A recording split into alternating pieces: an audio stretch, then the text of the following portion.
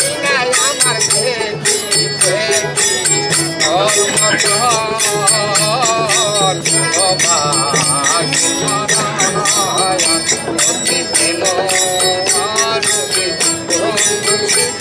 আমরা মূলত লালনপন্থী। আর আমি 2017 সালে জানতে পেরেছি যে এখানে ভাবনগর সাধু সংঘ হয়।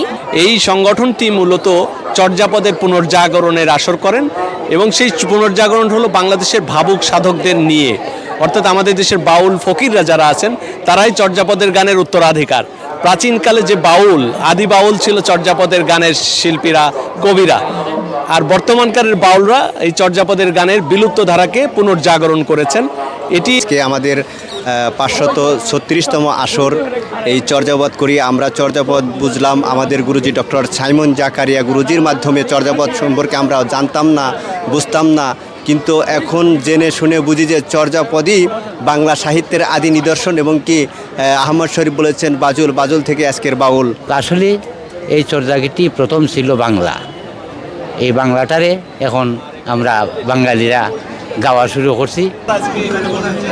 এবং এখানে বাংলাদেশের বিভিন্ন প্রান্তের ভাব সাধকরা এসে চর্যাপদের গানের উপস্থাপন করেন। যে গান আমাদের দেশ থেকে বিলুপ্ত হয়ে গিয়েছিল সেই গানগুলোকে নতুন করে পুনর্জাগরণ করেছেন আমাদের দেশের ভাবুক সাধকরা। এবং খুবই আশ্চর্য হয়ে যাবেন, জাতীয় পর্যায়ে হয়তো আমাদের তেমন স্বীকৃতি নেই, কিন্তু এই যে ভাবনগর সাধু সংঘ কিন্তু আন্তর্জাতিক একটি স্বীকৃতি আছে। চর্যাপদে আছে বাজিল, বাজুল থেকে আজকের বাউল।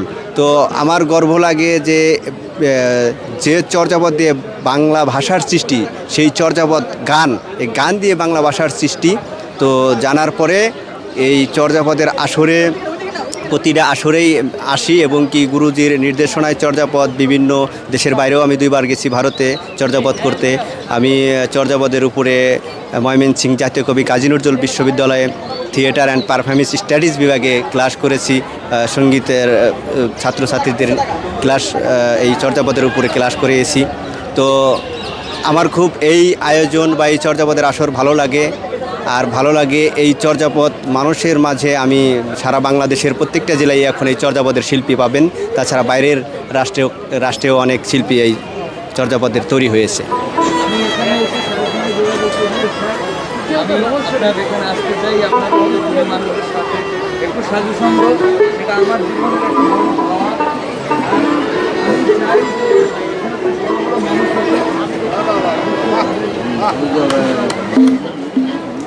আমরা এই গানের ভিতরে যাই কিছু বুঝতে পারলাম, ইহাতে বোঝা গেল যে তারাও যে গানগুলি লিখেছেন গানের ভিতরে নিশ্চয় প্রাণ আছে। তারা এই দেহনিয়া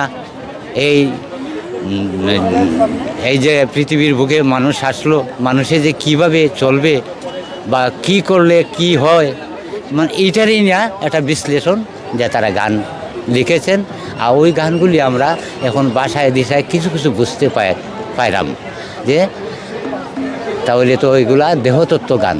দেহতত্ত্ব গানগুলি আমরা দেহের বিচার আমরা বুঝতেছি, আমরা আরও বুঝাইবার জন্য বিশ্বকে আমরা জানানোর জন্য আমরা এই অধিবেশন থেকে আমরা শুরু হয়েছে, বিশ্বকে আমরা জানানোর ইচ্ছায় আমরা আসি প্রতি বুধবার। এখানে আসলে ভাবনগর ফাউন্ডেশন নামে একটি সংগঠন আছে, সেই সংগঠনের অংশ ভাবনগর সাধু সংঘ। এই সংগঠনটি মূলত চর্যাপদের পুনর্জাগরণের আসর করেন এবং সেই পুনর্জাগরণ হলো বাংলাদেশের ভাবুক সাধকদের নিয়ে, অর্থাৎ আমাদের দেশের বাউল ফকিররা যারা আছেন তারাই চর্যাপদের গানের উত্তরাধিকার। প্রাচীনকালে যে বাউল, আদি বাউল ছিল চর্যাপদের গানের শিল্পীরা, কবিরা।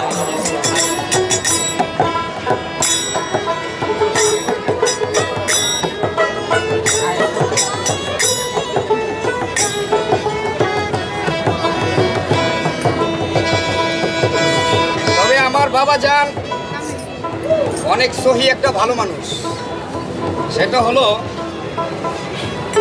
ওনার ভিতরে কোনো গ্রোথ নাই। এটা আমি 2-3 বছরের মধ্যে দেখেছি। লালন সাইজির যে দেহতত্ত্বের গানের সঙ্গে এই চর্যাপদ মিলে যাচ্ছে।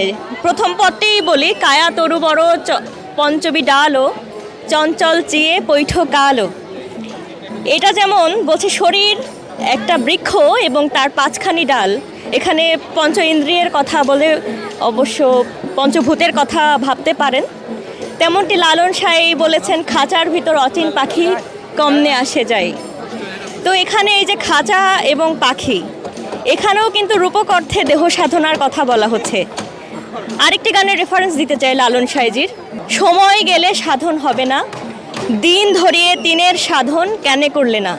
তেমনটি চর্যাপদের 18 সংখ্যক পদটিতে বলছে, তিন ভুয়ানাময়ী বাহিও হেলে হাউ সুতেলি মহা সুহ লীলে।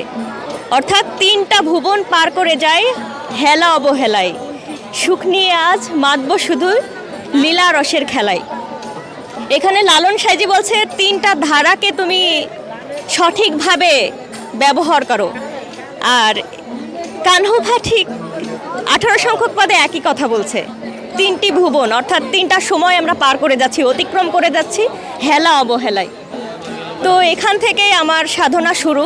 কিন্তু এখানে আমরা সাধারণ যেসব সুর, লোকসুর, সেগুলোই ব্যবহার করতাম, কিন্তু এটার পুনর্জাগরণের কাজ সম্পূর্ণ হচ্ছিল না। আমি ক্লাসিক্যাল মিউজিকে প্রশিক্ষণ নিয়েছি বিশেষভাবে দেশে এবং বিদেশে। সে অর্থে আমার মনে হলো যে এই রকম সুর তো কোথাও পাওয়া যায় না, যেহেতু এটার কোনো রেকর্ড নাই, তো আমি এটা শুরু করতে পারি। তখন আমি বহু পরিশ্রম শুরু করলাম এই চর্যাপদের প্রাচীন ভাষাটা নিয়ে। প্রাচীন যেই হরপ্রসাদ শাস্ত্রীর টেক্সটে যে রাগগুলো উল্লেখ আছে, ওই রাগগুলোকে আমি রপ্ত করতে শুরু করলাম এবং সেখান থেকে আমি একের পর এক সুর করে যাচ্ছি রাগ ভিত্তিক, এবং এটা আসলে খুবই গ্রহণযোগ্যতা পেয়েছে। আমি ইউনিভার্সিটি অফ শিকাগোতে মিউজিক ডিপার্টমেন্টে ট্রেনার হিসেবে কাজ করেছি। তাছাড়া নেপালে আমাকে এককভাবে 1 ঘন্টার একটা অনুষ্ঠান দিয়েছিল সঙ্গীত কালানিধি সঙ্গীত মহাবিদ্যালয়, সেখানে গিয়েছি, এবং জাপানে ওসাকাতে একটি প্রেজেন্টেশন করেছি। তো সব জায়গা থেকে অসাধারণ সাড়া পেয়েছি, এবং সত্যিই আমি মনে করি যে আমাদের চর্যাপদ, যে আমাদের বাঙালির ঐতিহ্য, আমাদের শেকড়, আমাদের পরিচয়, সেটা সবার মধ্যেই ছড়িয়ে যাবে এবং আমরা আসলে সঠিক দিশাটা খুঁজে পাবো বাঙালিরা।